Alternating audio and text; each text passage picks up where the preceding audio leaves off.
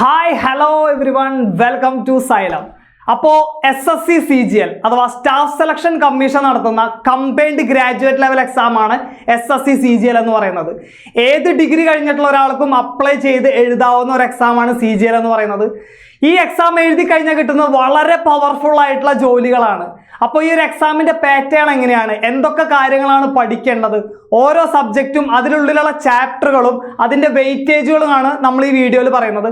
മാത്രമല്ല ഇതിന്റെ selection process എങ്ങനെയാണ്, എന്തൊക്കെ പോസ്റ്റുകളാണ് ഈ എക്സാം എഴുതി കഴിഞ്ഞാൽ നമുക്ക് കിട്ടുന്നത്, ഓരോ പോസ്റ്റിനും സാലറി, അതുമായിട്ടുള്ള ബെനിഫിറ്റുകൾ, കാര്യങ്ങളൊക്കെയാണ് നമ്മൾ വളരെ ഡീറ്റെയിൽ ആയിട്ട് ഈ വീഡിയോയിൽ പറയുന്നത്. ഇപ്പോൾ ഒരു +2 കഴിഞ്ഞിട്ടുള്ള ഒരാളായിരിക്കാം നിങ്ങൾ, ചിലപ്പോൾ എന്താ പറയുക ഗ്രാജുവേഷൻ അല്ലെങ്കിൽ ഡിഗ്രി ചെയ്തുകൊണ്ടിരിക്കുന്ന ആളായിരിക്കാം, അല്ലെങ്കിൽ എക്സാമിനെ കുറിച്ച് ആദ്യമായിട്ട് കേൾക്കുന്ന ആളായിരിക്കാം, ഒരുപാട് വർഷങ്ങളായിട്ട് ഈ എക്സാമുകൾ എഴുതുന്ന ഒരാളും ആയിരിക്കാം. ആരാണെങ്കിലും ഈ ഒരു വീഡിയോ എന്ന് പറയുന്നത് നിങ്ങൾക്ക് എല്ലാവർക്കും ഒരേപോലെ ഇൻഫോർമേറ്റീവ് ആയിട്ടുള്ള ഒരു വീഡിയോ ആയിരിക്കും. അതുകൊണ്ട് തന്നെ നമുക്ക് നോക്കാം എന്താണ് SSC, എങ്ങനെയൊക്കെയാണ് SSC CGL എന്ന് പറയുന്നത്. എല്ലാ വർഷവും SSCയുടെ സൈറ്റിൽ ഒരു കലണ്ടർ വരും. അതായത് ഒരു നവംബർ ഡിസംബർ ടൈമിലൊക്കെ ആകുമ്പോൾ ഒരു കലണ്ടർ വരും. നെക്സ്റ്റ് ഇയറിൽ ഏതൊക്കെ എക്സാമുകളാണ് വരാനിരിക്കുന്നത്, എപ്പോഴൊക്കെയാണ് അതിൻ്റെ അഡ്വർടൈസ്മെന്റ് അഥവാ നോട്ടിഫിക്കേഷൻ വരുന്നത്, എപ്പോഴൊക്കെ ആയിരിക്കും അതിൻ്റെ ഒരു ടെൻറ്റേറ്റീവ് ആയിട്ടുള്ള ഒരു ഡേറ്റ് എന്ന് പറയുന്നത് എന്നടങ്ങിയിട്ടുള്ള ഒരു കലണ്ടർ വരും. അപ്പോൾ ആ കലണ്ടർ പ്രകാരം ഈ വർഷത്തെ 2024 SSC CGL എന്ന് പറയുന്ന എക്സാം നടക്കാൻ പോകുന്നത് സെപ്റ്റംബർ ഒക്ടോബർ മാസങ്ങളിലായിരിക്കും. സെപ്റ്റംബർ ഒക്ടോബർ മാസങ്ങളിലാണ് SSC CGL നടക്കാൻ പോകുന്നത്. അതിന്റെ നോട്ടിഫിക്കേഷൻ എന്ന് പറയുന്നത് നെക്സ്റ്റ് മന്ത്, അതായത് ജൂൺ 11-ാം തീയതി അതിന്റെ നോട്ടിഫിക്കേഷൻ വരും. അപ്പോൾ തന്നെ അപ്ലിക്കേഷൻസ് സ്റ്റാർട്ട് ചെയ്യും. അന്ന് തുടങ്ങി ജൂലൈ 10-ാം തീയതി വരെ, ജൂലൈ 10th വരെ ആയിരിക്കും അതിൻ്റെ അപ്ലൈ ചെയ്യാനുള്ള ഡേറ്റ് എന്ന് പറയുന്നത്. കറക്റ്റ് ഏകദേശം ഒരു 1 month ആയിരിക്കും അപ്ലൈ ചെയ്യാനുള്ള ടൈം എന്ന് പറയുന്നത്. അതുകൊണ്ട് തന്നെ ആ കാര്യം നമ്മൾ മനസ്സിലാക്കി വെക്കേണ്ടി വരും. ഇത് വരുന്നത്, ഇതിൻ്റെ നോട്ടിഫിക്കേഷൻ വരുന്നത് ഇപ്പോൾ ഒരു പുതിയ സൈറ്റാണ് SSCക്ക് ഉള്ളത്. ആ സൈറ്റ് എന്ന് പറയുന്നത് ssc.gov.in എന്ന് പറയുന്ന സൈറ്റ് ആയിരിക്കും. അതിലാണ് എന്ത് വരിക, നോട്ടിഫിക്കേഷൻസും അതേപോലെ തന്നെ അപ്ലൈ ചെയ്യേണ്ട കാര്യങ്ങളും എക്സാമിൻ്റെ റിസൾട്ടും വേക്കൻസി തുടങ്ങിയിട്ടുള്ള എല്ലാ കാര്യങ്ങളും ഇനി ssc.gov.in എന്ന് പറയുന്ന വെബ്സൈറ്റിലായിരിക്കും വരിക. മുന്നുണ്ടായിരുന്നത് ssc.nic.in ആയിരുന്നു. ഇപ്പോൾ നമ്മൾ ഈ സൈറ്റാണ് നമ്മൾ ഫോളോ ചെയ്യേണ്ടത്. അപ്പോൾ ഈ ഒരു എക്സാമിന് പ്രിപ്പയർ ചെയ്യുന്ന ഒരു ആസ്പിറൻ്റ് അല്ലേ നിങ്ങൾ, അതുകൊണ്ട് തന്നെ ഈ സൈറ്റ് നിങ്ങൾ മൊബൈലിലോ ലാപ്ടോപ്പിലോ ബുക്ക് മാർക്ക് ചെയ്ത് വെക്കുക. അതിലുള്ള അപ്ഡേഷൻസ് ഒക്കെ റെഗുലർ ആയിട്ട് നിങ്ങൾ ചെക്ക് ചെയ്തുകൊണ്ടിരിക്കുക. ക്ലിയർ അല്ലേ? അപ്പോൾ നമുക്ക് അടുത്ത് നോക്കാലോ. സോ നെക്സ്റ്റ് എന്ന് പറയുന്നത് ഇതിൻ്റെ സെലക്ഷൻ പ്രോസസ്സാണ്. SSC CGLന്റെ സെലക്ഷൻ പ്രോസസ്സ് എന്ന് പറയുന്നത് Tier 1 Tier 2 എന്നുള്ള 2 CBT, അതായത് കമ്പ്യൂട്ടർ ബേസ്ഡ് MCQ ക്വസ്റ്റ്യൻസ് ഉള്ള 4 ഓപ്ഷൻ ഉള്ള ഒരു എക്സാം ആയിരിക്കും എന്തെന്ന് പറയുന്നത് CGL എന്ന് പറയുന്നത്, SSCയുടെ എക്സാം എന്ന് പറയുന്നത്. അപ്പോൾ Tier 1 എന്ന് പറയുന്ന ഒരു ക്വാളിഫയിങ് നേച്ചറാണ്. അതായത് ജസ്റ്റ് ക്വാളിഫൈ ചെയ്താൽ മാത്രം മതി. അതിൻ്റെ മാർക്ക് എന്ന് പറയുന്നത് നിങ്ങളുടെ ഫൈനൽ റിസൾട്ടിനെ ബാധിക്കുന്ന ഒന്നല്ല. മുൻ വർഷങ്ങൾ, ഒരുപാട് വർഷങ്ങളിലൊക്കെ അങ്ങനെയായിരുന്നു. പക്ഷേ ഇപ്പോൾ നമ്മളത് മാറ്റി, അതായത് SSC മാറ്റിയിട്ടുണ്ട്. പിന്നെ Tier 2ൻ്റെ മാർക്കായിരിക്കും ഔട്ട് ഓഫ് 390 മാർക്കായിരിക്കും നിങ്ങളുടെ ഫൈനൽ റാങ്ക് എന്ന് പറയുന്നത് ഡിറ്റർമൈൻ ചെയ്യുന്നത്. അപ്പോൾ Tier 1 ജസ്റ്റ് ക്വാളിഫൈ ചെയ്താൽ നിങ്ങൾക്ക് Tier 2 എഴുതാം. Tier 2 കഴിഞ്ഞ് കഴിഞ്ഞാൽ SSC നിങ്ങൾക്കൊരു മെയിൽ അയക്കും. എന്തിനുള്ളത്? പോസ്റ്റുകൾ പ്രിഫർ ചെയ്യാനുള്ള ഒരു മെയിൽ അയക്കും. ഏതൊക്കെ പോസ്റ്റുകളാണ് നിങ്ങൾ ഒരു ഓർഡറിൽ നിങ്ങൾ പ്രിഫർ ചെയ്യണം. അപ്പോൾ ആ പോസ്റ്റ് പ്രിഫറൻസ് നമ്മൾ കൊടുത്തു കഴിഞ്ഞാൽ എന്ത് വരും, നിങ്ങൾക്ക് ഒരു ഫൈനൽ റിസൾട്ട് കുറച്ച് കഴിഞ്ഞാൽ വരും. ആ ഫൈനൽ റിസൾട്ടിലാണ് എന്തുണ്ടായിരിക്കുക, നിങ്ങളുടെ റാങ്കും അതേപോലെ തന്നെ ഏത് പോസ്റ്റാണ് നിങ്ങൾ പ്രിഫറൻസ് അനുസരിച്ച് കൊടുത്തിരിക്കുന്നത്, അതിലേതാണോ കിട്ടിയിരിക്കുന്നത് എന്നുള്ള ഡീറ്റെയിലും എന്തിലുണ്ടായിരിക്കും, ഫൈനൽ റിസൾട്ടിൽ ഉണ്ടായിരിക്കും. ഈ ഫൈനൽ റിസൾട്ട് വന്നു കഴിഞ്ഞ് കഴിഞ്ഞാൽ അതത് ഡിപ്പാർട്ട്മെന്റുകളിൽ പോയിട്ടാണ്, അതത് റെസ്പെക്റ്റീവ് ആയിട്ടുള്ള ഡിപ്പാർട്ട്മെന്റുകളിൽ പോയിട്ടാണ് നിങ്ങൾ എന്ത് ചെയ്യേണ്ടത്, ഡോക്യുമെന്റ് വെരിഫിക്കേഷൻ ചെയ്യേണ്ടത്. അതിനോടൊപ്പം തന്നെ നിങ്ങൾ എന്ത് ചെയ്യണം, മെഡിക്കൽ ടെസ്റ്റും നിങ്ങൾ അവിടെ തന്നെ ചെയ്യേണ്ടി വരും. ഇപ്പോൾ എന്തെങ്കിലും ഫിസിക്കൽ മെഷർമെന്റ് ടെസ്റ്റ് ഉള്ള ഒരു പോസ്റ്റാണ് നിങ്ങൾക്ക് കിട്ടിക്കണമെന്ന് വിചാരിക്കുക. എല്ലാ പോസ്റ്റിലും ഫിസിക്കൽ മെഷർമെന്റ് ടെസ്റ്റ് ഇല്ല. അപ്പോൾ അതിനോടൊപ്പം തന്നെ അതുള്ളതാണെന്നുണ്ടെങ്കിൽ നമ്മളവിടെ ഫിസിക്കൽ മെഷർമെന്റ് ടെസ്റ്റും നിങ്ങൾ അവിടെ ചെയ്യേണ്ടി വരും എന്നുള്ളത് മനസ്സിലാക്കി വെക്കുക. ക്ലിയർ ആണല്ലോ? ഇതായിരിക്കും SSC CGLന്റെ എന്ത് സെലക്ഷൻ പ്രോസസ്സ് എന്ന് പറയുന്നത്. അപ്പോൾ നമുക്കിനി അടുത്തത് എക്സാം പാറ്റേൺ എങ്ങനെയാണെന്ന് നോക്കാം. എക്സാം പാറ്റേൺ എന്ന് പറയുന്നത് നമ്മളിവിടെ പഠിക്കേണ്ടത്, അതായത് എന്തൊക്കെയാണ് നമ്മൾ പഠിക്കേണ്ടത് എന്നുള്ളതാണ് നമ്മൾ നോക്കുന്നത്. ഇവിടെ പഠിക്കേണ്ടത് റീസണിങ്, ലോജിക്കൽ റീസണിങ് പഠിക്കണം. അതേപോലെ തന്നെ ജനറൽ അവയർനെസ്, ജനറൽ നോളജ് ആയിട്ട് റിലേറ്റ് ചെയ്തിട്ടുള്ളത് ക്വാണ്ടിറ്റേറ്റീവ് ആപ്റ്റിറ്റ്യൂഡ്, മാത്സ് പഠിക്കണം. അതുപോലെ തന്നെ ഇംഗ്ലീഷും നമ്മൾ പഠിക്കണം. ഇതാണ് ബേസിക് ആയിട്ടുള്ള കാര്യങ്ങൾ. നല്ല ഇൻ ഡെപ്തിൽ നിങ്ങൾക്ക് നോളജ് ഉണ്ടായിരിക്കണം. അപ്പോൾ ഇതിന്റെ വെയിറ്റേജ് നമുക്ക് നോക്കാം. അതായത് ക്വസ്റ്റ്യൻസ് tier 1 ഞാൻ പറഞ്ഞു ഫസ്റ്റ് സ്റ്റേജ് CBT അതെന്ന് പറയുന്നത് ഒരു ക്വാളിഫയിങ് നേച്ചർ ആണ് വരുന്നത്. എത്രയാണ് ടോട്ടൽ 100 ക്വസ്റ്റ്യൻസ് ഉണ്ടായിരിക്കും, 200 മാർക്കായിരിക്കും ഉണ്ടായിരിക്കുക. ആ 200-ൽ എത്രയാണ് കട്ട് ഓഫ് പറയുന്നത് അത് കട്ട് ഓഫ് നിങ്ങൾ കടന്നാൽ മാത്രം മതി. അപ്പോൾ നമുക്ക് റീസണിങ്ങിന് 25 ക്വസ്റ്റ്യൻസ് ആണ് ഉണ്ടായിരിക്കുക. അതിന് ഒരു ക്വസ്റ്റ്യന് 2 മാർക്ക് വീതം 50 മാർക്കായിരിക്കും റീസണിങ്ങിന്. അതേപോലെ തന്നെയാണ് ജനറൽ നോളജിനും ക്വാണ്ടിറ്റേറ്റീവ് ആപ്റ്റിറ്റ്യൂഡിനും അതേപോലെ തന്നെ ഇംഗ്ലീഷിനും ഉണ്ടായിരിക്കുക. എല്ലാത്തിനും 2 മാർക്ക് വീതം 50 എന്നുള്ള മാർക്ക് ഡിസ്ട്രിബ്യൂഷനിൽ ടോട്ടൽ എത്രയാണ് 200 മാർക്ക്. അതായത് 100 ക്വസ്റ്റ്യൻ 200 മാർക്ക്. 1 മണിക്കൂറാണ് സമയം ഉണ്ടായിരിക്കുക. എത്രയാണ് 60 മിനിറ്റ് അല്ലെങ്കിൽ 1 മണിക്കൂറായിരിക്കും ഇതിനുള്ള ടൈം എന്ന് പറയുന്നത് എന്നുള്ളത് നിങ്ങൾ മനസ്സിലാക്കി വെക്കുക. അപ്പോൾ ഇതൊക്കെ കഴിഞ്ഞു എന്നുണ്ടെങ്കിൽ tier 2 ഉണ്ട്. അതിനു മുമ്പ് ഒരു കാര്യം പറയാം. ഈ എക്സാം അറ്റൻഡ് ചെയ്യുമ്പോൾ നിങ്ങൾ ആകെ 1 മണിക്കൂറാണുള്ളത്. ആ 1 മണിക്കൂറിനെ നിങ്ങൾ എങ്ങനെ വേണമെങ്കിലും ഡിസ്ട്രിബ്യൂട്ട് ചെയ്യാം, കുഴപ്പമില്ല. ഓരോ സബ്ജക്റ്റിനും എത്ര കൊടുക്കണം എന്നുള്ളത് നിങ്ങളുടെ തീരുമാനമാണ്. എന്നാലൊരു ഫസ്റ്റ് അറ്റംപ്റ്റ് കൊടുക്കുന്ന ആളാണെങ്കിൽ അല്ലെങ്കിൽ എക്സാം ആദ്യമായിട്ട് എഴുതാൻ പോകുന്ന ആളാണെങ്കിൽ ഞാൻ ചെറിയൊരു സ്ട്രാറ്റജി പറഞ്ഞുതരാം. ഇപ്പോൾ റീസണിങ്ങിനാണെങ്കിൽ നിങ്ങൾ കൊടുക്കേണ്ടത് അവിടെ ഒരു 10 to 15 മിനിറ്റ് നിങ്ങൾ കൊടുക്കുക. അതുപോലെ ജനറൽ അവയർനെസ് ആണെന്നുണ്ടെങ്കിൽ നിങ്ങളൊരു 5 മിനിറ്റ് കൊടുത്താൽ മതിയായിരിക്കും. 5 മിനിറ്റ് ഒക്കെ ജനറൽ അവയർനെസ്സിന് കൊടുത്താൽ മതി. കാരണം എന്താ, ചോദ്യം വായിക്കുക, അറിയാത്തതാണെന്നുണ്ടെങ്കിൽ വിടുക, സ്കിപ്പ് ചെയ്യുക, അറിയണതാണെങ്കിൽ മാർക്ക് ചെയ്യുക, അത്രയല്ലേ ഉള്ളൂ. ക്വാണ്ടിറ്റേറ്റീവ് ആപ്റ്റിറ്റ്യൂഡിന് നിങ്ങൾ ഒരു 20 to 25 ഫസ്റ്റ്, ഞാൻ പറയുന്നത് ഫസ്റ്റ് അറ്റൻഡ് ചെയ്യുന്ന ആളാണെന്നുണ്ടെങ്കിൽ ഈ ഒരു സ്ട്രാറ്റജി നിങ്ങൾക്ക് എടുക്കാതിരിക്കാം. ഞാൻ എന്നാലും ജനറലി പറഞ്ഞു പോവാണ്. പിന്നെ അതുപോലെ ഇംഗ്ലീഷ് കോംപ്രിഹെൻഷൻ ആണെന്നുണ്ടെങ്കിൽ നിങ്ങളൊരു 10 to 12 മിനിറ്റ് എടുക്കുക. ഇങ്ങനെ എടുത്തിട്ട് നമ്മൾ എന്ത് ചെയ്യണം, ഈ ക്വസ്റ്റ്യൻസ് ഒക്കെ നമ്മൾ ചെയ്യുക. അതിനുശേഷം വരുന്ന ഒരു 5 to 10 മിനിറ്റ് എന്ന് പറയുന്നത് ഇതിൽ ഓരോന്നിലും വിട്ടുപോയിട്ടുള്ള ക്വസ്റ്റ്യൻസ് അല്ലെങ്കിൽ നിങ്ങൾ മാർക്ക് ചെയ്ത് വെച്ചിട്ടുള്ള ക്വസ്റ്റ്യൻസ് ചെയ്യാനായിട്ട് 5 to 10 മിനിറ്റ്സ് എടുത്തു കഴിഞ്ഞാൽ നിങ്ങൾക്ക് ഓൾമോസ്റ്റ് എല്ലാ സബ്ജക്റ്റും നിങ്ങൾക്ക് കവർ ചെയ്യാനായിട്ട് പറ്റും. എളുപ്പമുള്ള ക്വസ്റ്റ്യൻസ് മിസ്സാവാതെ നമുക്ക് ചെയ്യാൻ വേണ്ടിയിട്ടാണ് നമ്മളിങ്ങനെ ഈ ഒരു സ്ട്രാറ്റജി ലാസ്റ്റ് 5 to 10 മിനിറ്റ്സ് ഒന്ന് ഓടിച്ച് നോക്കാനായിട്ട് ഏതെങ്കിലും മിസ് ചെയ്തിട്ടുണ്ടോ അല്ലെങ്കിൽ ഏതെങ്കിലും മാർക്ക് ചെയ്ത് വെച്ചിട്ടുണ്ടോ എന്നുള്ളത് നോക്കാനായിട്ട് യൂസ് ചെയ്യാവുന്നതാണ്. അപ്പോൾ ഈ ഒരു സ്ട്രാറ്റജിയാണ് tier 1 വരുന്നത്. tier 2 എങ്ങനെയാ? tier 2 മൊത്തം മാറി. ഇവിടെ എന്ന് പറയുന്നത് റീസണിങ് 30 ക്വസ്റ്റ്യൻ, ഒരു ക്വസ്റ്റ്യന് 3 മാർക്കായിരിക്കും. ഇവിടെ 2 മാർക്കാണ് ഒരു ക്വസ്റ്റ്യൻ എന്നുണ്ടെങ്കിൽ ഇവിടെ 3 മാർക്കാണ്, 90 മാർക്കായിരിക്കും റീസണിങ്ങിന് വരിക. അതേപോലെ തന്നെ എന്താണ് ജനറൽ നോളജിന് എത്രയാണ് 25 ക്വസ്റ്റ്യൻസ് 70 മാർക്ക്. മാത്സിന് എത്രയാണ് ക്വാണ്ടിറ്റേറ്റീവ് ആപ്റ്റിറ്റ്യൂഡിന് 30 ക്വസ്റ്റ്യൻസ് 90 മാർക്ക്. ഇംഗ്ലീഷിന് 45 ക്വസ്റ്റ്യൻ 135 മാർക്കാണ് വരിക. എല്ലാ ക്വസ്റ്റ്യനും 3 മാർക്ക് വീതമായിരിക്കും. അതേപോലെ തന്നെ ഇവിടെ കമ്പ്യൂട്ടർ നോളജ് ഉണ്ടായിരിക്കും. അതിൻ്റെ ഒരു സബ്ജക്റ്റ് ഉണ്ടായിരിക്കും. അത് ക്വാളിഫൈങ് നേച്ചറാണ്. ജസ്റ്റ് ക്വാളിഫൈ ചെയ്താൽ മാത്രം മതി. 20 ക്വസ്റ്റ്യൻസ് ആയിരിക്കും 60 മാർക്കിന് കമ്പ്യൂട്ടർ നോളജിൽ നിന്നും ഉണ്ടായിരിക്കുക. പിന്നെന്താണ് ടെസ്റ്റ് ഉണ്ടായിരിക്കും, ഡാറ്റ എൻട്രി സ്പീഡ് ടെസ്റ്റ്. ഇത് നിങ്ങൾ പ്രാക്ടീസ് ചെയ്യാതെ പോവരുത്. കാരണം 15 മിനിറ്റിലെ 2000 കീവേഡ്സ് ആണ് നിങ്ങൾ ടൈപ്പ് ചെയ്യേണ്ടി വരും. അതും ഒരു ക്വാളിഫൈങ് നേച്ചറാണ്. ജസ്റ്റ് ക്വാളിഫൈ ചെയ്താൽ മാത്രം മതി. ടൈപ്പിംഗ് ടെസ്റ്റ് നിങ്ങൾ ഇപ്പോൾ തന്നെ ഈ എക്സാമിന് പ്രിപ്പയർ ചെയ്യുമ്പോൾ തന്നെ അതിന് പാരലലായിട്ട് കുറച്ച് സമയം അത് ടൈപ്പ് ചെയ്ത് അതിലൊരു സ്കില്ല് നിങ്ങൾ അക്വയർ ചെയ്തെടുക്കാനായിട്ട് നിങ്ങൾ ടൈം കണ്ടെത്തണം. കാരണം കട്ട് ഓഫ് കയറി കഴിഞ്ഞിട്ടും മാർക്ക് കൂടുതൽ കിട്ടി കഴിഞ്ഞിട്ടും ടൈപ്പിംഗ് ടെസ്റ്റിൽ നിങ്ങൾ പാസ്സായില്ല എന്നുണ്ടെങ്കിൽ നിങ്ങൾ ഡിസ്ക്വാളിഫൈ ആയി പോകും എന്നുള്ളത് നിങ്ങൾ മനസ്സിലാക്കുക. ഇപ്പോൾ 390-ലാണ് ഈ എല്ലാ സബ്ജക്റ്റും കൂടിയിട്ട് ആഡ് ചെയ്യുമ്പോൾ എന്താണ് 130 ക്വസ്റ്റ്യൻസ് എന്താണ് 390 ആണ് ഔട്ട് ഓഫ് ടോട്ടൽ എന്ന് പറയുന്നത്. ആ 390-ന് നിങ്ങൾക്ക് എത്ര മാർക്ക് കിട്ടി എന്നുള്ളതാണ് നിങ്ങളുടെ ഫൈനൽ റിസൾട്ട് എന്ന് പറയുന്നത്. ഇതെല്ലാ സബ്ജക്റ്റും നിങ്ങൾ നല്ലപോലെ സ്കോർ ചെയ്തിട്ട് നിങ്ങൾ ടൈപ്പിംഗ് ടെസ്റ്റിൽ ഡിസ്ക്വാളിഫൈ ആയിരുന്നുണ്ടെങ്കിൽ നിങ്ങൾ എത്ര സ്കോർ ചെയ്തിട്ടും കാര്യമില്ല എന്നുള്ളത് മനസ്സിലാക്കണം. 340+ ഒക്കെ കിട്ടിക്കഴിഞ്ഞിട്ട് ടൈപ്പിംഗ് ടെസ്റ്റിൽ ഫെയിൽ ആയതുകൊണ്ട് ഡിസ്ക്വാളിഫൈ ആയി പോയിട്ടുള്ള ആൾക്കാരുണ്ട്. അതുകൊണ്ടാണ് പറയുന്നത് ടൈപ്പിംഗ് ടെസ്റ്റ് ഇപ്പോഴേ പ്രാക്ടീസ് ചെയ്ത് പോകണം. അത് മനസ്സിലാക്കി വെക്കണം കേട്ടോ. അതിന് ഒരുപാട് വെബ്സൈറ്റുകളും കാര്യങ്ങളൊക്കെ ഉണ്ട്. അതിലൊക്കെ കയറി ഒരുപാട് ടെസ്റ്റുകളും കാര്യങ്ങളൊക്കെ പാരലലി ചെയ്തു പോവുക. ആ ഒരു സ്കില്ല് നിങ്ങൾ പതുക്കെ ഡെവലപ്പ് ചെയ്ത് കൊണ്ടുവരണം. അല്ലാതെ tier 1 കഴിഞ്ഞിട്ട് ഇതിനു വേണ്ടി പ്രിപ്പയർ ചെയ്യാന്ന് വെച്ചുണ്ടെങ്കിൽ tier 2-ന്റെ മാർക്കിനെ വരെ അത് ബാധിക്കും. അതിനുവേണ്ടി സമയം കിട്ടാത്ത ഒരവസ്ഥ ഉണ്ടായിട്ടുണ്ട്. അതുകൊണ്ട് ഇത് മനസ്സിലാക്കി വെക്കുക. ഓക്കെ ആണല്ലോ, സെറ്റല്ലേ? ഇത് എത്രയാണ്? 2.5 മണിക്കൂറാണ്. 2 hours 15 minutes ആണ് ഈ tier 2-ന്റെ സമയം എന്ന് പറയുന്നത്. അതും മനസ്സിലാക്കി വെക്കുക. ക്ലിയർ ആണല്ലോ? ഔട്ട് ഓഫ് 390-ലായിരിക്കും എന്ത് വരിക, നമ്മുടെ ഫൈനൽ മാർക്ക് വരിക. ഓക്കെ അല്ലേ? സെറ്റ് ആണല്ലോ? സോ ദ നെക്സ്റ്റ് ഈസ് അപ്പോൾ ഒരു പേപ്പർ 2 പേപ്പർ 3 കൂടി ഉണ്ട് ഇതിലെന്താണെന്നുണ്ടെങ്കിൽ സ്റ്റാറ്റിസ്റ്റിക്സ്. ഇപ്പൊ JSO പോലുള്ള പോസ്റ്റുകൾക്ക് നിങ്ങൾ എന്ത് എഴുതണം? ജൂനിയർ സ്റ്റാറ്റിസ്റ്റിക്കൽ ഓഫീസർ പോലുള്ള പോസ്റ്റുകൾക്ക് നിങ്ങൾ പേപ്പർ 2 ആയിട്ടുള്ള സ്റ്റാറ്റിസ്റ്റിക്സും എഴുതണം. എത്രയാണ്? 100 ക്വസ്റ്റ്യൻ 200 മാർക്ക് 2 മണിക്കൂർ അല്ലേ, 120 മിനിറ്റ്.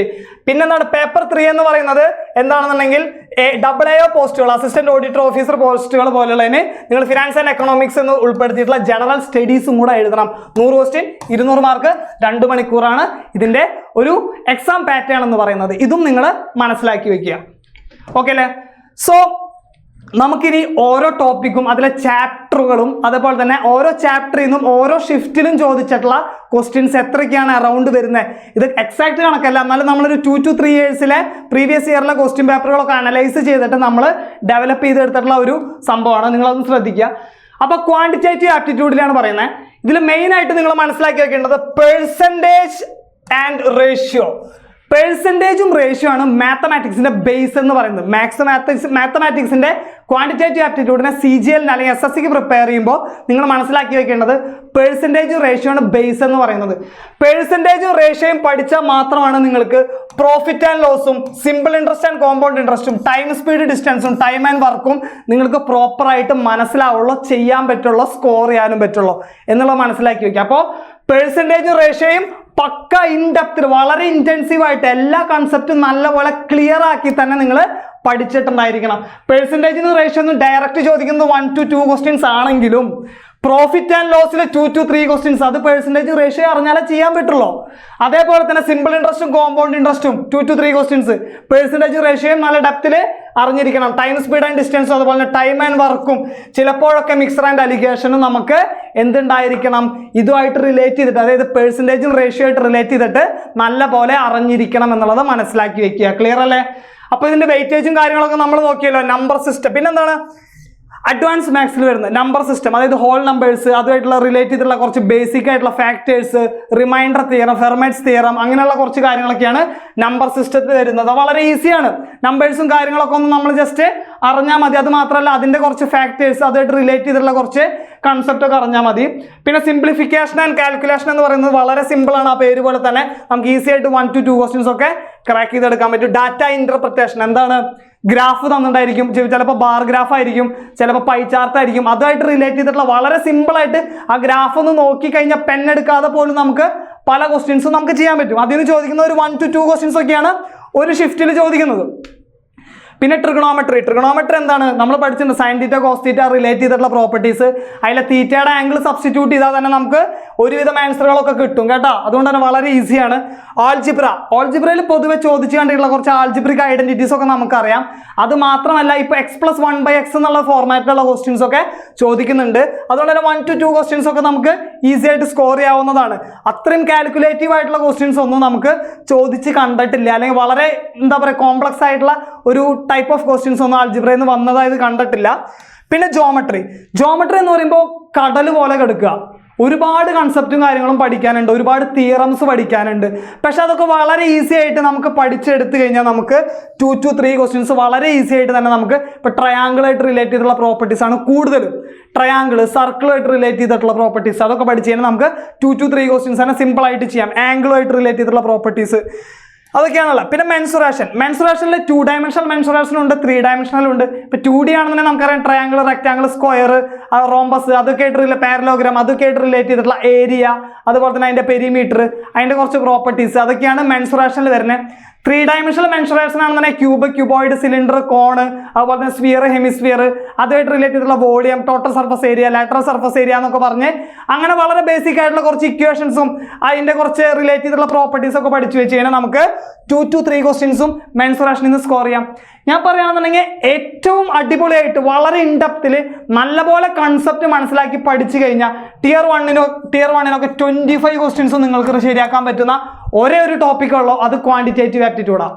വളരെ ഡെപ്തിൽ മനസ്സിലാക്കി വയ്ക്കുക, ഒരുപാട് മോക്ക് ടെസ്റ്റുകൾ ചെയ്യുക, ഒരുപാട് പ്രീവിയസ് ഇയർ ക്വസ്റ്റ്യൻസ് ചെയ്ത് പ്രാക്ടീസ് ഉണ്ടായിരിക്കണം എന്നുള്ളത് ആണ് മാത്തമാറ്റിക്സ് അല്ലെങ്കിൽ ക്വാണ്ടിറ്റേറ്റീവ് ആപ്റ്റിറ്റ്യൂഡിൽ നിങ്ങൾ ചെയ്യേണ്ട ആദ്യത്തെ കാര്യം എന്ന് പറയുന്നത്. ക്ലിയർ ആണല്ലോ? സെറ്റ് അല്ലേ? അപ്പൊ നെക്സ്റ്റ് എന്ന് പറയുന്നത് നമ്മൾ നോക്കാൻ പോകുന്ന വെയിറ്റേജ് എന്ന് പറയുന്നത് ഇംഗ്ലീഷിന്റെയാണ്. ഇംഗ്ലീഷ് അതുപോലെ തന്നെ വളരെ ഈസി ആയിട്ട് സ്കോർ ചെയ്യാൻ പറ്റുന്ന ഒരു ടോപ്പിക്കാണ്. കാരണം സിനോണിംസും ആന്റോണിംസും, അതായത് അതിന് സെയിം മീനിങ് വരുന്നു, ഓപ്പോസിറ്റ് മീനിങ് വരുന്നതും ഒരുപാട് വേർഡുകളായിട്ട് റിലേറ്റ് ചെയ്തിട്ടുള്ള വൊക്കാബുലറി നമ്മൾ സ്ട്രോങ് ആയി കഴിഞ്ഞാൽ തന്നെ നമുക്ക് ഒരുപാട് കാര്യങ്ങൾ സിനോണിം ആന്റോണിം എന്ന് കിട്ടും. വൺ വേർഡ് സബ്സ്റ്റിറ്റ്യൂഷൻ ആണെങ്കിലും ഇപ്പോൾ ഒരു വേർഡിന് പകരം നമ്മൾ സബ്സ്റ്റിറ്റ്യൂട്ട് ചെയ്യുന്നത് അല്ലെങ്കിൽ ഒരു ജസ്റ്റ് ഒരു സംഭവത്തിന് പകരം നമ്മൾ ഏത് വേർഡാണ് സബ്സ്റ്റിറ്റ്യൂട്ട് ചെയ്യേണ്ടത് എന്നുള്ള റിലേറ്റ് ചെയ്തിട്ടുള്ള 2 to 3 ക്വസ്റ്റ്യൻസ് അതിൽ ചോദിക്കാറുണ്ട്.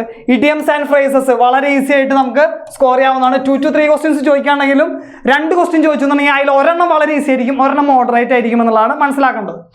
പിന്നെ എറർ ഡിറ്റക്ഷൻ ആൻഡ് സ്പോട്ടിങ്, ഗ്രാമറാണ്. പക്കയായിട്ട് ഗ്രാമർ അറിഞ്ഞിരിക്കണം. ഗ്രാമർ അറിഞ്ഞാൽ നമുക്ക് 3 to 4 ക്വസ്റ്റ്യൻ 4 ക്വസ്റ്റ്യൻസും സിമ്പിളായിട്ട് നമുക്ക് സ്കോർ ചെയ്യാം. ഇപ്പോൾ 4 ക്വസ്റ്റ്യൻ ചോദിച്ചിട്ടുണ്ടെന്നുണ്ടെങ്കിൽ 2 അതിലെ ഈസി ആയിരിക്കും, ഒരെണ്ണം എന്ന് പറയുന്നത് മോഡറേറ്റ് ആയിരിക്കും, ഒരെണ്ണം എന്ന് പറയുന്നത് മോഡറേറ്റ് ടു ഡിഫിക്കൽട്ട് ആയിരിക്കും. എന്നാലും നമുക്ക് ഈസി ആയിട്ട് സ്കോർ ചെയ്യാൻ പറ്റാവുന്നതാണ്. ഇംഗ്ലീഷിനെ കുറിച്ച് ആലോചിച്ച് പേടിക്കേണ്ട, കാരണം ഗ്രാമറും കാര്യങ്ങളൊക്കെ അടിപൊളിയായിട്ട് വൊക്കാബും സെറ്റാക്കി കഴിഞ്ഞാൽ ഇംഗ്ലീഷ് റെഡി ആവും. വൊക്കാബുലറി, ഗ്രാമർ, കോംപ്രിഹെൻഷൻ, ഈ 3 സംഭവമാണ് ഇംഗ്ലീഷിൽ മെയിനായിട്ട് വേണ്ടത് എന്നുള്ളത് മനസ്സിലാക്കി വയ്ക്കുക. സെന്റൻസ് ഇംപ്രൂവ്മെന്റ്, അത് നമുക്ക് എന്താണ് ഗ്രാമറും കാര്യങ്ങളൊക്കെ അറിയാവുന്നുണ്ടെങ്കിൽ സെന്റൻസ് ഒക്കെ ഇംപ്രൂവ് ചെയ്യാൻ പറ്റും. Cloze test, fill in the blanks, ഇതൊക്കെ എന്താണ് ഒരു സെന്റൻസ് ഒന്നുണ്ടായിരിക്കും, അതിലെ ചില പോർഷൻസ് ചില വേർഡുകളൊക്കെ നമ്മൾ ഇപ്പോൾ എവിടെയാണ് ഓൺ ചേർക്കേണ്ടത്, ഇന്ന എവിടെയാണ് ചേർക്കേണ്ടത്, അറ്റ് എവിടെയാണ് ചേർക്കേണ്ടത്, അതുമായിട്ട് റിലേറ്റ് ചെയ്തിട്ടുള്ള സംഭവങ്ങൾ, ചില വേർഡ്സ് എവിടെയാണ് നമ്മൾ കൊടുക്കേണ്ടത്, അപ്പോൾ ആ സ്പേസ് ബ്ലാങ്ക് ആക്കി ഇട്ടിട്ടുണ്ടാവും, അവിടെ നമ്മൾ ഓപ്ഷനിൽ നിന്ന് എടുത്തിട്ട് നമ്മൾ കൊടുക്കുക, അതാണ് ചെയ്യേണ്ടത് കേട്ടോ. ക്ലോസ് ടെസ്റ്റും ഫിൽ ഇൻ ദ ബ്ലാങ്ക്സും. സ്പെല്ലിംഗ് എറേഴ്സ്, സ്പെല്ലിംഗ് ഒക്കെ വളരെ ഇമ്പോർട്ടൻ്റ് ആണ്, കാരണം അത്ര കോംപ്ലിക്കേറ്റഡ് ആയിട്ടുള്ള സ്പെല്ലിംഗ് ഒന്നും ചോദിക്കാറില്ല, പക്ഷേ നമ്മൾ കൺഫ്യൂസ് ചെയ്തിട്ട് തെറ്റിക്കാൻ ചാൻസ് ഉള്ള സ്പെല്ലിങ്ങുകളൊക്കെ ചോദിച്ച് കണ്ടിട്ടുണ്ട് SSC പോലുള്ള എക്സാമുകൾക്ക്. ഇപ്പോൾ ഫോർ എക്സാമ്പിൾ ഇപ്പോൾ പറയുകയാണെങ്കിൽ ഇപ്പോൾ റിസീവ് എന്ന് പറയുന്ന ഒരു വേർഡിൻ്റെ സ്പെല്ലിങ്, അതൊക്കെ നമുക്ക് ഐ എവിടെ വരണേ എന്നുള്ളതൊക്കെ ആലോചിച്ച് നമ്മൾ തെറ്റിക്കാൻ ചാൻസ് ഉള്ളതാണ്. അപ്പോൾ അതൊക്കെ ഒന്ന് ജസ്റ്റ് നോട്ടീസ് ചെയ്ത് തന്നെ തെറ്റിക്കാൻ ചാൻസ് ഉള്ള അല്ലെങ്കിൽ കൺഫ്യൂസ്ഡ് ആയിട്ടുള്ള കുറച്ച് സ്പെല്ലിങ്ങുകൾ നിങ്ങൾ ഓൾറെഡി നോക്കി വെച്ചിട്ടുണ്ടെങ്കിൽ സ്പെല്ലിംഗ് ടെസ്റ്റ് ഒക്കെ സുഖമായിട്ട് 2 to 3 ക്വസ്റ്റ്യൻസ് ശരിയാക്കാൻ പറ്റുന്ന ഒരു ടോപ്പിക്കാണ്. പിന്നെ പാരാജമ്പിൾ, നമുക്കറിയാം ഒരു സെന്റൻസ്, കുറച്ച് സെന്റൻസുകൾ ഇങ്ങനെ ഷഫിൾ ചെയ്തിട്ട് തന്നിട്ടുണ്ടായിരിക്കും, അതിനൊരു ക്രോണോളജിക്കൽ അല്ലെങ്കിൽ ഒരു സംഭവം കഴിഞ്ഞിട്ടാണ് അടുത്ത് വരുന്നത് എന്നുള്ളത് നമ്മൾ മനസ്സിലാക്കിയാൽ മതി. അപ്പോൾ അതിന് കുറച്ച് ടെക്നിക്കുകളും കാര്യങ്ങളൊക്കെ ഉണ്ട്. അപ്പോൾ അതൊക്കെ മനസ്സിലാക്കിയെന്നുണ്ടെങ്കിൽ പാരാജമ്പിൾ നമ്മളൊരു ക്രോണോളജിക്കൽ ഓർഡറിൽ സെറ്റ് ചെയ്ത് കഴിഞ്ഞാൽ വളരെ സിമ്പിളായിട്ട് നമുക്ക് 2 to 3 ക്വസ്റ്റ്യൻസും റെഡിയാക്കാൻ പറ്റുന്നതാണ്. ഇംഗ്ലീഷിൽ പൊതുവെ ഞാൻ കണ്ടിരിക്കുന്ന ഒരു 23+ ക്വസ്റ്റ്യൻസ് ഒക്കെ എല്ലാവരും സ്കോർ ചെയ്യുന്നുണ്ട് Tier 1. സിമ്പിളാണ്, അത്രയധികം കോംപ്ലിക്കേറ്റഡ് ആയിട്ടുള്ള ക്വസ്റ്റ്യൻസ് ഒന്നല്ല. ഇംഗ്ലീഷിൽ ഫുൾ മാർക്ക് അടിക്കുന്നവരുണ്ട്, ഇല്ല എന്നല്ല പറയുന്നത്. ഞാൻ ജനറലി കണ്ടുവരുന്ന ഒരു സംഭവമാണ് 23+ ക്വസ്റ്റ്യൻസ് ഒക്കെ നമ്മൾ സോൾവ് ചെയ്യാറുണ്ട് കേട്ടോ. ഓക്കെ അല്ലേ? യെസ്. പിന്നെ ഉള്ളത് എന്താണെന്നുണ്ടെങ്കിൽ ലോജിക്കൽ റീസണിങ് എന്ന് പറയുമ്പോൾ മെയിൻ ആയിട്ടുള്ളത് ആൽഫബറ്റ്, അതുപോലെ തന്നെ നമ്പേഴ്സ്. അതായത് ക്വാണ്ടിറ്റേറ്റീവ് ആപ്റ്റിറ്റ്യൂഡ് നിങ്ങൾ സ്ട്രോങ് ആയി കഴിഞ്ഞാൽ നിങ്ങൾക്ക് റീസണിങ് പാരലലി സ്ട്രോങ് ആയിട്ട് വരും. അതങ്ങനെയാണ്. ഇപ്പോൾ ഞാൻ പറഞ്ഞു, ഇപ്പോൾ എന്താ പറയുക, ഇംഗ്ലീഷിനുള്ള വെയിറ്റേജ് 25 ആണ് നമ്മൾ പറഞ്ഞു. അതുപോലെ തന്നെയാണ് എന്ത് പറയുന്നത്, റീസണിങ്ങിന് 25 തന്നെയാണ്. അപ്പോൾ 30 ക്വസ്റ്റ്യൻസ് ആണ് Tier 2 ചോദിക്കുന്നത്. നമ്മൾ 30 ക്വസ്റ്റ്യൻസ് ആണ് Tier 2 ചോദിക്കണമെന്ന് നമ്മൾ പറഞ്ഞു അല്ലേ. 30 ക്വസ്റ്റ്യൻസ് ആണ് നമ്മൾ Tier 2 ചോദിക്കുന്നത്. ഫോർ എക്സാമ്പിൾ ഇവിടെ 30 ക്വസ്റ്റ്യൻസ് ആണ് റീസണിങ്ങിന് ചോദിക്കുന്നത്. അതേപോലെ തന്നെ 25 ക്വസ്റ്റ്യൻസ് ജനറൽ അവയർനെസ്സിന് ചോദിച്ചു. 30 ക്വസ്റ്റ്യൻസ് ആണ് മാത്സിന്. 45 ക്വസ്റ്റ്യൻസ് ഇംഗ്ലീഷിൽ എന്ന് പറഞ്ഞു. 45 ക്വസ്റ്റ്യൻസ് എന്ന് പറഞ്ഞാൽ ഇവിടെ നമ്മൾ വിചാരിക്കും ഇംഗ്ലീഷിനാണ് ഏറ്റവും കൂടുതൽ വെയിറ്റേജ് എന്നുള്ള ഒരു സംഭവമാണ് ഇത് നോക്കുമ്പോൾ നമുക്ക് മനസ്സിലാവുന്നു.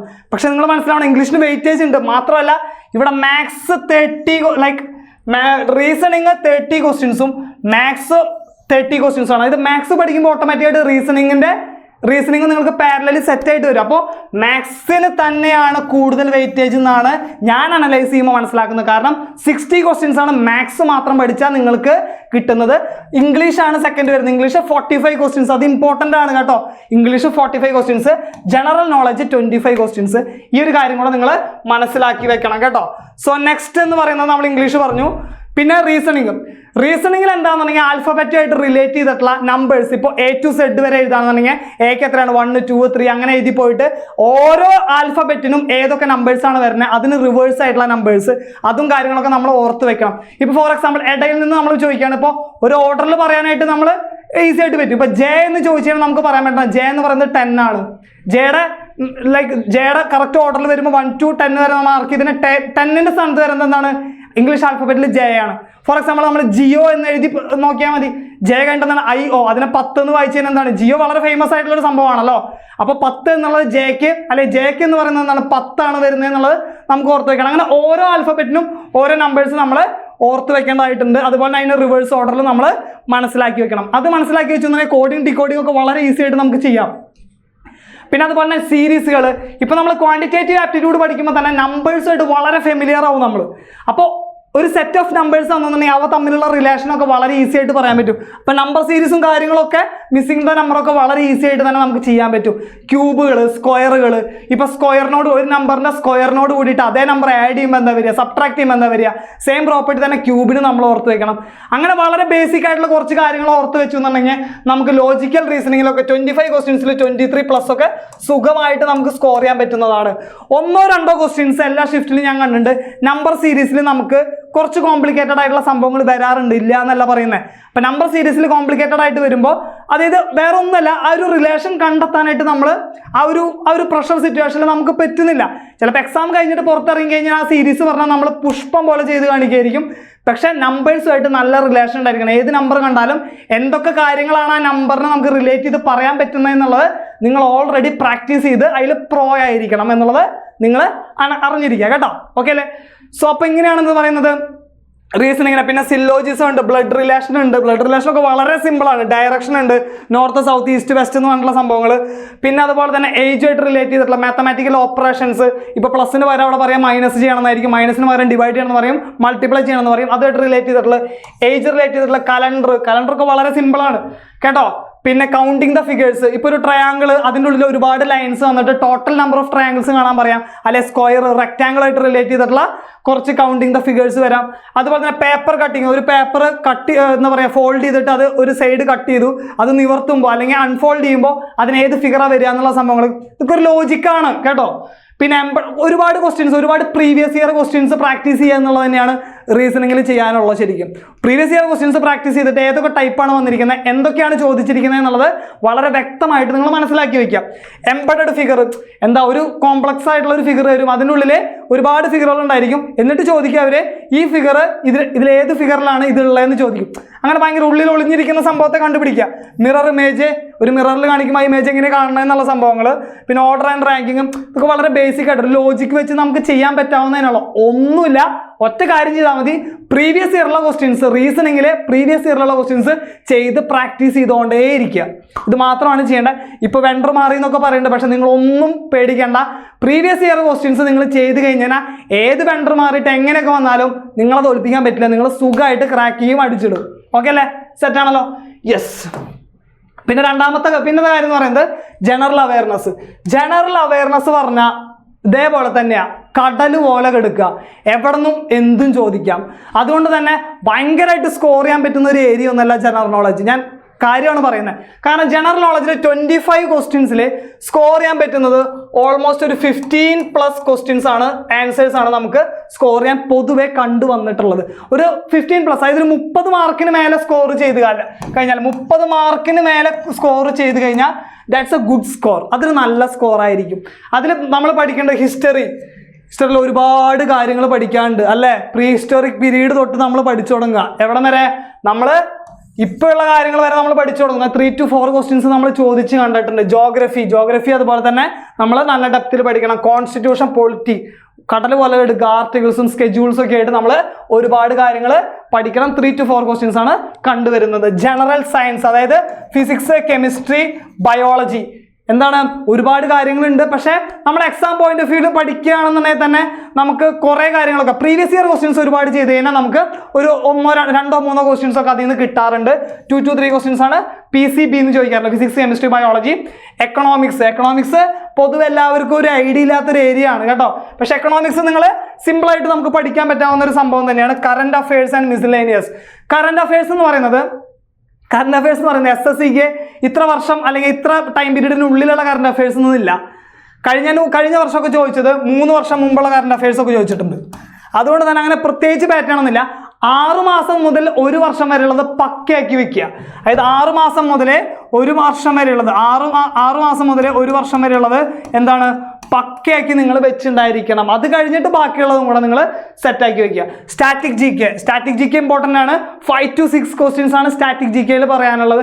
ഓരോ ടെമ്പിൾസ്, അതുപോലെ തന്നെ റിവറിൻ്റെ ട്രിബ്യൂട്ടറീസ്, അതുപോലെ തന്നെ ഡാംസ്, നാഷണൽ പാർക്കുകൾ, ഇതൊക്കെയാണ് സ്റ്റാറ്റിക് ജി കെയിൽ വരുന്നത്. സ്പോർട്സ് ഓൾമോസ്റ്റ് നമുക്ക് കറണ്ട് അഫെയറിലും ചോദിക്കാറുള്ളതാണ്. സ്പോർട്സ് റിലേറ്റ് ചെയ്തിട്ടുള്ള ക്വസ്റ്റ്യൻസും നമ്മൾ നോക്കി വെക്കണം. അപ്പം ഇതാണ് എന്തെന്ന് പറയുന്നത് ജനറൽ അവയർനെസ്സിൻ്റെ അല്ലെങ്കിൽ ജനറൽ നോളജിൻ്റെ എന്ന് പറയുന്നത് ഒരു സ്ട്രാറ്റജി എന്ന് പറയുന്നത്, അല്ലെങ്കിൽ ഒരു എക്സാം പാറ്റേൺ വെയിറ്റേജ് എന്ന് പറയുന്നത്. പിന്നെയുള്ള കാര്യം എന്ന് പറയുന്നത് കട്ട് ഓഫ് ആണ്. കട്ട് ഓഫ് എങ്ങനെ കയറാം? ഫസ്റ്റ് ടയർ ക്വാളിഫയിങ് ആണെന്ന് പറഞ്ഞു. ഇപ്പൊ 2023 കട്ട് ഓഫ് പ്രകാരമാണെന്നുണ്ടെങ്കിൽ Tier 1 200 150 പ്ലസ് വാങ്ങിച്ചു കഴിഞ്ഞാൽ നീ Tier 1 ക്വാളിഫൈ ആയി. പിന്നെ നിനക്ക് എന്ത് എഴുതാം? Tier 2 എഴുതാം. ഇതാണെന്ന് പറയുന്നത്, ഇതാണെന്ന് പറയാം കട്ട് ഓഫ് എന്ന് പറയുന്നത്. ഇപ്പോൾ OBC ആണെങ്കിൽ 145, SC/ST 126, 118 കട്ട് ഓഫ് വരുന്നത്. അതേപോലെ തന്നെ Tier 2 2023 എത്രയാണ്? 287 മാർക്കാണ് എന്തെന്ന് പറയുന്നത് കട്ട് ഓഫ് എന്ന് പറയുന്നത്. ജനറലിന് 287, OBCക്ക് 271, SC/STക്ക് 252, 241 ആണ് വരുന്നത്. അപ്പൊ നിങ്ങൾക്ക് തോന്നും 287, അപ്പൊ 288 വാങ്ങിച്ചേണ്ട ജോലി ആയില്ലേ? ഒരിക്കലും അല്ല. കാരണം നിങ്ങൾ സേഫ് സോണിലാവണം എന്നുണ്ടെങ്കിൽ, ഞാൻ പറയുന്നത് കേട്ടോ, നിങ്ങൾ സേഫ് സോണിലാവണം എന്നുണ്ടെങ്കിൽ നിങ്ങൾ സ്കോർ ചെയ്യേണ്ടത് ഒരു 310 പ്ലസ് സ്കോർ ചെയ്ത് കഴിഞ്ഞാൽ നിങ്ങൾ എന്തായിരുന്നു? ഒരു സേഫ് സോണിലായിരുന്നു. ഇപ്പൊ നമുക്ക് കട്ട് ഓഫ് ഒന്നും പ്രെഡിക്റ്റ് ചെയ്യാൻ പറ്റില്ല. പക്ഷെ ഇതിൽ 310 മേലേക്ക് ഉണ്ട്. അതിൽ 303 ലാസ്റ്റ് വിളിച്ചിക്കണേ തോന്നുന്നു. സോർട്ടിംഗ് അസിസ്റ്റന്റും പോസ്റ്റൽ അസിസ്റ്റന്റിനും ഒക്കെ 303 വിളിച്ചിക്കണേ തോന്നുന്നു. 310 വാങ്ങിച്ചു കഴിഞ്ഞാൽ നിങ്ങൾ സേഫ് ആണെന്ന് പറയാം. ഇപ്പൊ ഒരു 325 അല്ലെങ്കിൽ 330 പ്ലസ് വാങ്ങുകയാണെന്നുണ്ടെങ്കിൽ 330 പ്ലസ് വാങ്ങുകയാണെന്നുണ്ടെങ്കിൽ നിങ്ങൾക്കൊരു എന്താണ് ഗ്രൂപ്പ് ബി പോസ്റ്റുകൾ കിട്ടാൻ ചാൻസ് ഉണ്ട്. അതുപോലെ തന്നെ ഒരു 325, ഒരു 340, 350 ഒക്കെ വാങ്ങിച്ചു കഴിഞ്ഞാൽ നിങ്ങൾക്ക് എന്താണ്? നിങ്ങളൊരു 500 റാങ്കിൻ്റെ ഉള്ളിൽ, അല്ലെങ്കിൽ ഒരു 1000 to 500 റാങ്കിൻ്റെ ഉള്ളിൽ വരാനായിട്ട് ഒരു 340 ഒക്കെ സ്കോർ ചെയ്താൽ മതിയായിരിക്കും എന്നുള്ളത് മനസ്സിലാക്കി വെക്കുക. ഇപ്പം 258 വാങ്ങിച്ച ജോലി കിട്ടുന്നല്ല, നിങ്ങൾ എന്തായാലും ഒരു 300 പ്ലസ് അടിക്കണം. 287 കട്ട് ഓഫ് എന്നുണ്ടെങ്കിൽ 300 പ്ലസ് അടിച്ചേ മതിയാവൂ. കേട്ടല്ലോ? ക്ലിയർ അല്ലേ? സോ യെസ്, ഇവിടെ 2022 കട്ട് ഓഫ് എന്ന് പറയുന്നത് 114 ആയിരുന്നു. അപ്പൊ 2023 150, 2022 114. ഇത് വന്നത് എന്തുകൊണ്ടാണ്? 2022 വേക്കൻസി എന്ന് പറയുന്നത് വളരെ കൂടുതലായിരുന്നു. വേക്കൻസിയും അതുപോലെ തന്നെ വേക്കൻസിയും അതേപോലെ തന്നെ എന്തും വേക്കൻസിയും ഡിഫിക്കൽട്ടി ലെവലും അനുസരിച്ചിരിക്കും എന്തെന്ന് പറയുന്നത് കട്ട് ഓഫ് എന്ന് പറയുന്നത്. വേക്കൻസി കൂടുതലാണെങ്കിൽ കട്ട് ഓഫ് അതിനനുസരിച്ച് കുറയും കേട്ടോ. അതേപോലെ തന്നെ Tier 2 കട്ട് ഓഫ് എന്ന് പറയുന്നത് 270 ആയിരുന്നു 2022 എന്ന് പറയുന്നത്. നിങ്ങൾ മനസ്സിലാക്കി വെക്കുക. കേട്ടല്ലോ? ക്ലിയർ അല്ലോ? OBCക്ക് 114, SC/STക്ക് അതുപോലെ തന്നെ അതൊക്കെ റെസ്പെക്റ്റീവ് ആയിട്ടുള്ള പറഞ്ഞിട്ടുണ്ട്. ഇതൊക്കെ നിങ്ങൾ അറിഞ്ഞു വെക്കുക. ഇത്രയൊക്കെയാണ് 2 വർഷങ്ങളിൽ വന്നിരിക്കുന്നത്. 270, 287 ഒക്കെയാണ് വരുന്നത്. അപ്പൊ എന്തായാലും നിങ്ങൾക്ക് അറിഞ്ഞിരിക്കേണ്ടത് 280, 270, 280 ഇടയിലൊക്കെയാണ് കട്ട് ഓഫ് എന്നുണ്ടെങ്കിൽ എന്തായാലും ഒരു 300 പ്ലസ് അടിക്കണം. ഒരു 310 മേലൊക്കെ സ്കോർ ചെയ്ത് കഴിഞ്ഞാൽ നിങ്ങളൊരു സേഫ് സോണിലാണ്. നിങ്ങൾക്ക് ഏതെങ്കിലും കിട്ടും എന്നുള്ളത് നമുക്ക് ഉറപ്പിക്കാൻ പറ്റും. ഇപ്പോൾ പോസ്റ്റൽ അസിസ്റ്റന്റോ, സോർട്ടിംഗ് അസിസ്റ്റന്റോ, ടാക്സ് അസിസ്റ്റന്റോ അങ്ങനെയൊക്കെ ആയിട്ട് നമുക്ക് കിട്ടാൻ ചാൻസ് ഉണ്ട്. കേട്ടല്ലോ? യെസ്. അപ്പോൾ ഈ പ്രസ്റ്റീജിയസ് ആയിട്ടുള്ള ഈ ഒരു എക്സാം എഴുതി കഴിഞ്ഞാൽ നിങ്ങൾക്ക് കിട്ടുന്ന പോസ്റ്റുകളാണ് ഞാൻ ഈ കൊടുത്തിരിക്കുന്നത്. എല്ലാ പോസ്റ്റുകളൊന്നും ഇല്ല, എന്നാലും ഓൾമോസ്റ്റ് എല്ലാം ഞാൻ ഉൾപ്പെടുത്തിയിട്ടുണ്ട്. അസിസ്റ്റന്റ് ഓഡിറ്റർ ഓഫീസർ, AO പോലുള്ള പോസ്റ്റുകൾ, പിന്നെ അസിസ്റ്റന്റ് സെക്ഷൻ ഓഫീസർ എവിടെയൊക്കെ? സെൻട്രൽ സെക്രട്ടേറിയറ്റിൽ, അതുപോലെ റെയിൽവേയില്, എക്സ്റ്റേണൽ അഫയേഴ്സിൽ, മിനിസ്ട്രി ഓഫ് എക്സ്റ്റേണൽ അഫയേഴ്സ്, കിഡിലൻ ഡിപ്പാർട്ട്മെന്റ് ആണ് കേട്ടോ. അസിസ്റ്റന്റ് എവിടെ? ഗവൺമെന്റ് വ്യത്യസ്തപരമായിട്ടുള്ള ഡിഫറെൻ്റ് ആയിട്ടുള്ള ഗവൺമെന്റ് മിനിസ്ട്രീസിലൊക്കെ ഒരുപാട് പോസ്റ്റുകൾ. ഇൻസ്പെക്ടർ എവിടേക്കാണ്? Central excise and income tax. ഒരുപാട് പേരുടെ സ്വപ്ന ജോലിയായിരിക്കും എന്ത്? എന്താ പറയുക? Inspector in income tax inspector എന്ന് പറയുന്നത്. സബ് ഇൻസ്പെക്ടറിന് എവിടെ? എന്താണ്? NIA നാഷണൽ ഇൻവെസ്റ്റിഗേഷൻ ഏജൻസി, അതുപോലെ തന്നെ സെൻട്രൽ ബ്യൂറോ ഓഫ് ഇൻവെസ്റ്റിഗേഷൻ അഥവാ CBI എന്തെന്ന് പറയുന്നത് സബ് ഇൻസ്പെക്ടർ എന്ന് പറയുന്നത്. പിന്നെ JSO പോസ്റ്റുകൾ, ഓഡിറ്റർ, അക്കൗണ്ടന്റ്, ടാക്സ് അസിസ്റ്റന്റ്, അതുപോലെ പോസ്റ്റൽ അസിസ്റ്റന്റ് അല്ലെങ്കിൽ സോർട്ടിംഗ് അസിസ്റ്റന്റ്. ഈ പോസ്റ്റുകളൊക്കെയാണ് എന്തിൽ കിട്ടുന്നത്? SSC CGL എഴുതി കിട്ടുന്ന നിങ്ങൾക്ക് കിട്ടുന്ന വളരെ പവർഫുൾ ആയിട്ടുള്ള ജോലി എന്ന് പറയുന്നതാണ് ഈ കൊടുത്തിരിക്കുന്നത് എല്ലാം എന്ന് പറയുന്നത്. അപ്പൊ നമുക്ക് ഇതിന് ഓരോന്നിനും ഏകദേശം എത്ര സാലറി വരും എന്നുള്ളത് നമുക്ക് നോക്കാം. ഏകദേശം മാത്രമാണ് കേട്ടോ. ഇതൊക്കെ ആയിരിക്കും ഏകദേശം അവരുടെ സാലറി സ്ട്രക്ചർ എന്ന് പറയുന്നത്. AO ഹൈ പെയ്ഡ് സാലറിയാണ്. ഓൾമോസ്റ്റ് നമുക്ക് 56,100 അല്ല, അതിനേക്കാളും കൂടുതലായിരിക്കും. എന്നാലും മിനിമം ഞാൻ പറയുന്നത് XYZ കാറ്റഗറിക്ക് അനുസരിച്ച്, സിറ്റീസ് XYZ കാറ്റഗറിക്ക് അനുസരിച്ച് HRS ഒക്കെ, അത് ഹൗസ് റെന്റ് അലവൻസ് ഒക്കെ അവിടെയൊക്കെ നല്ല വളരെ എന്താ പറയുക ഭയങ്കര എക്സ്പെൻസ് കൂടിയ സിറ്റി ആണെന്നുണ്ടെങ്കിൽ നമുക്ക് എന്താണ് അതിനനുസരിച്ചുള്ള HRA വരും ആണല്ലോ. അപ്പോൾ അതായിട്ട് റിലേറ്റ് ചെയ്തിട്ട് നമുക്ക് എന്തായാലും അത്യാവശ്യം നല്ല പേയ്മെന്റ് ഉണ്ടായിരിക്കും. Assistant auditor officer, assistant accounts officer പോലുള്ള പോസ്റ്റുകൾക്ക്. പിന്നെ അതുമായിട്ട് ഓരോ പോസ്റ്റിനും അതുമായിട്ട് റിലേറ്റ് ചെയ്തിട്ടുള്ള സാലറി സ്ട്രക്ചർ ഒക്കെയാണ് ഞാൻ കൊടുത്തിരിക്കുന്നത് കേട്ടോ. ഇതൊക്കെ ഒരു ഏകദേശം കണക്ക് മാത്രമാണ്. ഓരോ സിറ്റിക്ക് അനുസരിച്ചും വ്യത്യസ്തമായിരിക്കും. അതുകൊണ്ടാണ് ഞാൻ റേഞ്ച് കൊടുത്തിരിക്കുന്നത് കേട്ടോ. ഒരു പർട്ടിക്കുലർ റേഞ്ചിൻ്റെ ഉള്ളിലായിരിക്കും ഓരോരുത്തരെയും സാലറി എന്ന് കൊടുത്തിരിക്കുന്നത്. ക്ലിയർ ആണല്ലോ? സെറ്റ് അല്ലേ? അപ്പോൾ നമുക്ക് നോക്കാം. JSOനൊക്കെ ഉള്ള പോസ്റ്റുകൾ കൊടുത്തിട്ടുണ്ട്. ടാക്സ് അസിസ്റ്റന്റ്, അതുപോലെ സോർട്ടിംഗ് അസിസ്റ്റന്റ്, അതിനുള്ള സാലറി സ്ട്രക്ചർ ഒക്കെ ഇങ്ങനെയാണ് വരുന്നത്. പിന്നെ ഒരു SSC CGL അല്ലെങ്കിൽ SSC എഴുതി കിട്ടിക്കഴിഞ്ഞാൽ നിങ്ങൾക്കുള്ള ബെനിഫിറ്റുകളാണ് മക്കളെ പറഞ്ഞാൽ തീരൂല. Free medical facilities, free telephone and internet, news paper, magazine, transportation and petrol expenses. Petrol expense എന്ന് പറഞ്ഞാൽ എൻ്റെ ഒരു ഓർമ്മ ശരിയാണെന്നുണ്ടെങ്കിൽ ഒരു 30 to 40 ലിറ്ററാണ് ഒരു മാസം നിങ്ങൾക്കുള്ള പെട്രോൾ എക്സ്പെൻസ് ആയിട്ട് അവർ തരുന്നത്. അതിൻ്റെ പൈസ ആയിട്ടായിരിക്കും തരുന്നുണ്ടായിരിക്കുക. 30 to 40 ലിറ്റർ ഒക്കെ ആയിരിക്കും നിങ്ങൾ വരുന്നതായിരിക്കും. ഇപ്പോൾ പെട്രോളിന് 100 രൂപ വെച്ചാണെന്നുണ്ടെങ്കിൽ മനസ്സിലായില്ലേ, 3000-4000 രൂപയ്ക്കായിരിക്കും എന്താ ഏകദേശം നിങ്ങൾക്ക് കിട്ടുന്നുണ്ടായിരിക്കുക. പിന്നെ PF അലവൻസുകളുണ്ട്, ലീവ് ട്രാവൽ അലവൻസ്, അതുപോലെ ഗ്രാറ്റുവിറ്റി ബെനിഫിറ്റ്സ്. LTC എന്ന് പറയുന്നതാണ് ലീവ് ട്രാവൽ കൺസെഷൻ എന്ന് പറയുന്നത്. അതായത് നിങ്ങൾക്ക് നിങ്ങളുടെ ഫാമിലിക്ക് ആയിട്ട് ചുമ്മാ കറങ്ങി നടക്കാം. ഒരു വർഷത്തിൽ 2 തവണയാണെന്ന് തോന്നുന്നുണ്ട് ലീവ് ട്രാവൽ അലവൻസ് എന്ന് പറയുന്നത്. ലീവ് ട്രാവൽ എന്താണ് ട്രാവൽ കൺസെഷൻ എന്ന് പറയുന്നത് എന്താണ് LTC എന്ന് പറയുന്നത്. NPC എന്ന് പറയുന്നത് നാഷണൽ പെൻഷൻ സ്കീമിൽ നിങ്ങൾ ഓൾറെഡി ആഡ് ആയിരിക്കും. Dearness allowance, work life balance ഉണ്ടായിരിക്കും. വർക്ക് ലൈഫ് ബാലൻസ് എന്ന് പറയുന്നത് വേറെ ഒന്നല്ല, അത് നിങ്ങൾ എത്തിപ്പെടുന്ന ഡിപ്പാർട്ട്മെന്റുകളും നിങ്ങളുടെ സുപ്പീരിയേഴ്സ് എങ്ങനെയുണ്ട് എന്നുള്ളതിനെ ഡിപ്പെൻഡ് ചെയ്തിരിക്കും. ഇപ്പോൾ സുപ്പീരിയേഴ്സ് ഒക്കെ ഈ പറഞ്ഞ പോലെയൊക്കെ ആണെന്നുണ്ടെങ്കിൽ അത്യാവശ്യം പ്രഷറും കാര്യങ്ങളൊക്കെ ഉണ്ടായിരിക്കും. പക്ഷെ ഭയങ്കര ഓൾമോസ്റ്റ് എന്നാൽ ജോലി പോവില്ല എന്നുള്ളൊരു സംഭവം ഉണ്ടല്ലോ, അതൊക്കെയാണ് ഉദ്ദേശിക്കുന്നത് കേട്ടോ. പെയ്ഡ് ലീവ് ബെനിഫിറ്റ്സുകൾ ഒരുപാട് ലീവുകളാണ്. Casual leave, sick leave, half day ലീവുകൾ, അതുപോലെ തന്നെ ഗസറ്റഡ് ലീവുകൾ എന്ന് വേണ്ടിയുള്ള കുറച്ചുണ്ട്. അതുപോലെ തന്നെ ഒരുപാട് ലീവുകളുണ്ട്. ലീവുകൾ കൊണ്ട് മഴയാണ്. സാറ്റർഡേ സൺഡേ ലീവുകൾ. ചില ഡിപ്പാർട്ട്മെന്റിലൊന്നും സാറ്റർഡേ ഉണ്ടാവണമെന്നില്ല, സൺഡേ മാത്രമായിരിക്കും. അതൊക്കെ ഡിപ്പെൻഡ് ചെയ്യും കേട്ടോ.